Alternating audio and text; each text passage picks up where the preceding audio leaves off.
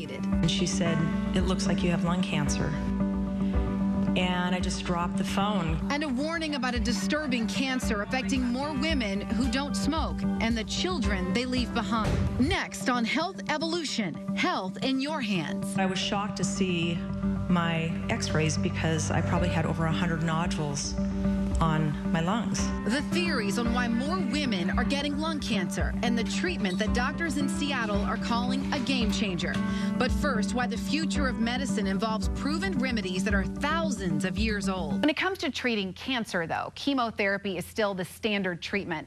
But at Seattle Cancer Care Alliance, doctors are experimenting with a new therapy. And I have to tell you, the results even have them in disbelief.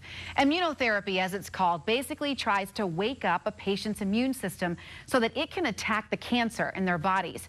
Patients go to the hospital once a week. Doctors say they can even detect the genetic mutation of a person's tumor and treat that specifically, basically a custom cancer treatment. Now the immune cell can see the cancer cell and destroy it. And that is a game changer, because now we are harnessing one's immune system to fight the cancer on their own, versus giving some inspecific toxic chemotherapy. It's important to note that immunotherapy doesn't work for all cancers, so definitely check with your doctor to see if you might be a candidate for some of the trials. Now, one of those trials SCCA has underway involves people suffering from lung cancer. It is the leading cause of death among women, more than breast and colon cancer combined. The problem is people think it's a smoker's disease, and as you're about to see, it's something everyone should have on their radar. Patty Jan has a smile for everyone who walks in her Seattle coffee shop. Hi, Johnny. How are you? Even when she hears things that hurt. Were you a smoker? Well, smokers they get what they deserve. They know I was not a smoker. How long have they given you to live? As if living with lung cancer isn't hard enough, Jan also has to deal with the stigma of the disease. She leans on her husband, Amos. I see her crying and I can't do anything for her. All I can tell her, hey, it's going to be okay. Jan is one of a growing number of women living with lung cancer. According to the American Lung Association, since 1975, the lung cancer rate has dropped 21% among men, but risen 116% among women. 20% of the cases are people who never smoked. Ava Borsey is one of them, a healthy, active vegetarian and the mother of 9-year-old Alexandria. My mom used to call me Alex. A mom that she can now only talk about instead of to. Well, I loved her very much. And it's hard.